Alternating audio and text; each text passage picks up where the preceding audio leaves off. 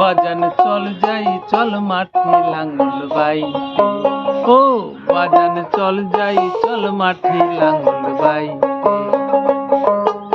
গরুর কাঁধে লাঙ্গল দিয়ে ঠেলতে ঠেলতে ঠেলতে, বাজান চল যাই চল মাঠে লাঙ্গল বাইতে, বাজান চল যাই চল মাঠে লাঙ্গল বাইতে। মারা গেলে কালকে দুদিন বলবে, আমি যদি আজকে আমি যদি চলে যাই, যেতে তো হবেই সবাইকে। তো এবার কি হচ্ছে, আমার মধ্যে যত সব কিছু আছে, কি গান টান আমি যা গুরুদের কাছ থেকে শিখেছি, সেগুলো তো আর চলেই যাবে। এইগুলোকে বিকশিত করে যেতে হবে লোকের কাছে দিয়ে গেলে গেলে সেটা পয়সার বিনিময়ে আমরা সবাই চলি, কিন্তু সব জায়গায় পয়সা দেখলে চলবে না। হ্যাঁ, টাকা তো আসবে, টাকা ছাড়া আমরা কেউ চলতে পারবো না। যেমন হচ্ছে, টাকা দিয়ে কি হয় না সেটা নয়, কি হবে না সেটা নয়, টাকা ছাড়াও কিছু হবে। লোকসঙ্গীতকে বাঁচিয়ে রাখতে দিন রাত পরিশ্রম করে চলেছেন এই শিল্পী। 14 জানুয়ারি মিলাপ 2024। উত্তরবঙ্গের লোকসঙ্গীতে একটি জনপ্রিয় নাম আজিমুদ্দিন মিয়া। তিনি আকাশবাণীর নিয়মিত সঙ্গীত শিল্পী ছিলেন। উত্তরবঙ্গের মাটির গান ভাওয়াইয়াকে বাঁচিয়ে রাখতে তিনি সারা জীবন পরিশ্রম করেছেন। ভাওয়াইয়ার সঙ্গে লোকশিল্পীকে বাঁচিয়ে রাখতে তিনি তৈরি করেন মেঠো সুর সঙ্গীতালয়। তার প্রয়াণে তার পুত্র সাত্তারউদ্দিন আহমেদ মেঠো সুর সঙ্গীতালয়ের মাধ্যমে লোকসঙ্গীতকে বাঁচিয়ে রাখতে নিরলস প্রচেষ্টা চালিয়ে যাচ্ছেন। এমনকি লোকসঙ্গীতের প্রতি যেসব দুস্থ ছেলেমেয়েরা আগ্রহ দেখায়, তাদেরকে প্রতিভাবান সঙ্গীত শিল্পী সাত্তারউদ্দিন আহমেদ বিনে পয়সায় সঙ্গীত শেখান। একতারা নিয়ে বালাসর নদীর ধারে পাথর ভাঙা শিশু শ্রমিকদের তিনি বিনে পয়সায় গান শেখান। চা বাগানের শ্রমিক, কৃষি জমি থেকে চায়ের দোকান, সর্বত্র শিল্পী সাত্তারউদ্দিন আহমেদ একতারা নিয়ে পৌঁছে যাচ্ছেন। প্রতিভার অন্বেষণে বিনে পয়সায় গান শেখাতে এতটুকু দ্বিধা করেন না এই শিল্পী।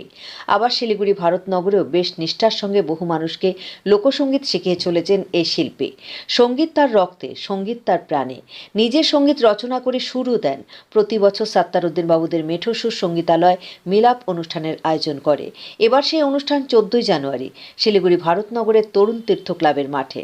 শিল্পী, সাহিত্যিক, বুদ্ধিজীবীদের নিয়ে পৌশালী আড্ডার মধ্য দিয়ে নতুন বছরকে স্বাগত জানানো হয়। এবারও মিলাপ 2024 অনুষ্ঠিত হবে সারা দিন ধরে। প্রচুর লোকসঙ্গীত শিল্পী, কবি, সাহিত্যিক সেখানে যোগ দেবেন। সেই অনুষ্ঠানে গুণীজন সংবর্ধনা হবে বলে শিল্পী সাত্তারউদ্দিন আহমেদ এবং মিলাপ উৎসব কমিটির সভাপতি প্রাণকুমার দাস জানিয়েছেন।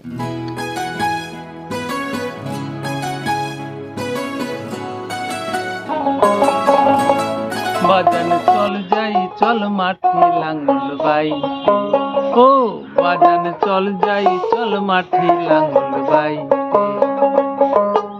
গরুর কাঁধে লাঙ্গল দিয়ে ঠেলতে ঠেলতে ঠেলতে, বাজান চল যাই চল মাঠে লাঙ্গল বাইতে, বাজান চল যাই চল মাঠে লাঙ্গল বাইতে।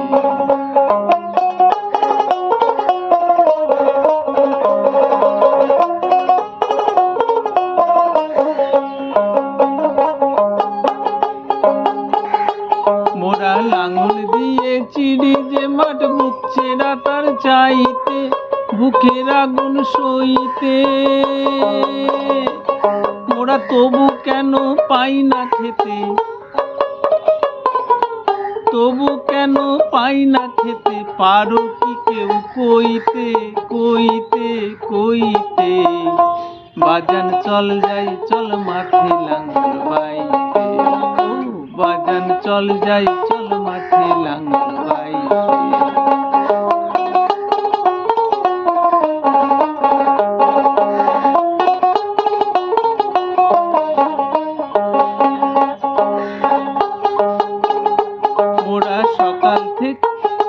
মোরা সকাল হতে সন্ধ্যা কাটাই মাঠে লাঙ্গল বাইতে, কাদার মাঝে রইতে কত না দুঃখ সইতে। মোরা তবু কেন পাই না খেতে, তবু কেন পাই না খেতে, পারো কি কেউ কইতে কইতে কইতে। বাজান চল যাই চল মাঠে লাঙ্গল বাইতে, ও বাজান চল যাই চল মাঠে লাঙ্গল বাইতে।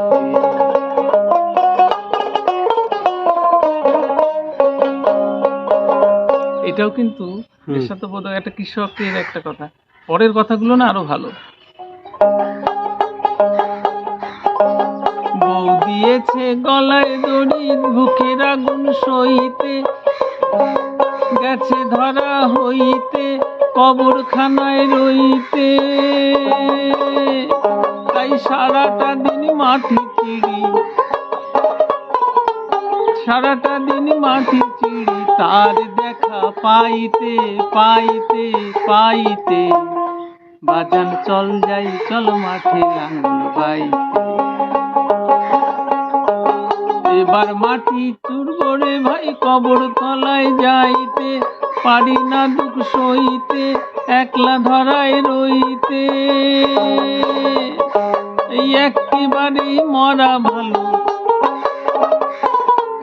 একেবারে মরা ভালো, জ্যান্ত মরার চাইতে চাইতে চাইতে। বাজান চল যাই চল মাঠে লাঙ্গল বাইতে। আগেকার দিনে মানুষ 100 বছর 150 বছর 200 বছর আগে গানগুলো লিখে গেছে, কিন্তু এই সময় সেটা প্রযোজ্য। এত সব দিকেই এত জিনিসপত্রের দাম, গরিব মানুষ খাবে কি করে? তাই বলছে একবারেই মরা ভালো, জ্যান্ত মরার চাইতে। এইভাবে বেঁচে থাকার তো কোনো মানে হয় না। তো এইবার ঘটনাটা হচ্ছে যে সব দিকেই না কেন যেন একটা, ওই যে আপনি বললেন একটু আগে, কেন যেন ওই যে পরনিন্দা পরচর্চা এটা ওটা কেন আমার মানে খুব মাঝে মাঝে খুব ইয়ে করে, মনটাকে ইয়ে করে। আমি একদিন শুনতে পেলাম, আমার নামই বলছে, সাত্তারউদ্দিন উনি তো ভাওয়াইয়া গান জানেনই না। কেউ বলছে আরেকজনকে সাত্তারউদ্দিন ভাওয়াইয়া গান জানে না। আমি বললাম, যখন শুনলাম, আমার জন্মই কুচবিহারে, ভাওয়াইয়ায় জন্ম আমার, আমি ভাওয়াইয়া করবো না তো কে করবে? তখন আমি ডিডি বাংলায় একটা অনুষ্ঠান করলাম একটা চ্যানেলে, তো ওখানে পুরো ভাওয়াইয়া স্পেশাল বলে আমাকে ওরা নিয়ে গিয়ে পুরো 10খানা ভাওয়াইয়া গান গাইলাম।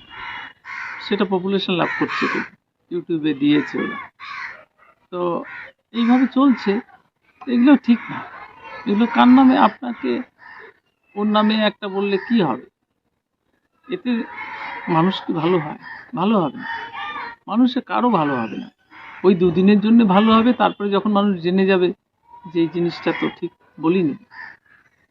আমার একটি ছাত্র আছে, চা বিক্রি করে।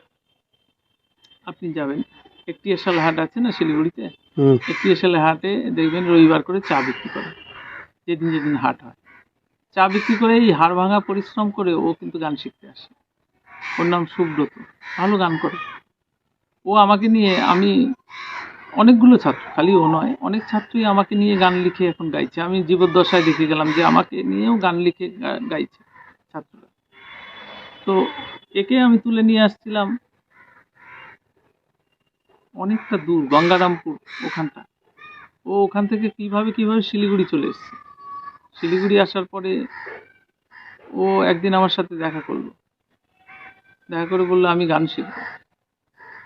তাই আমি বললাম সে চলবে, কি কাজ করিস? বলে এখন কিছু করি না। ওকে যুক্তি দিলাম, তুই এটা কিছু কর, চা বিক্রি করেও তো মানুষ খায়, ওটা সঙ্গতি না করলে হবে কি? এখন বেশ স্টাবলিশড হয়েছে, চা বিক্রি করে দুই ছেলেকে মানুষ করছে। ছেলেরা তার ইয়েতে আছে, গ্র্যাজুয়েশন কমপ্লিট করলো চা বিক্রি করে, নিজেও গানটা ধরে রাখছে। এইভাবে চলছে।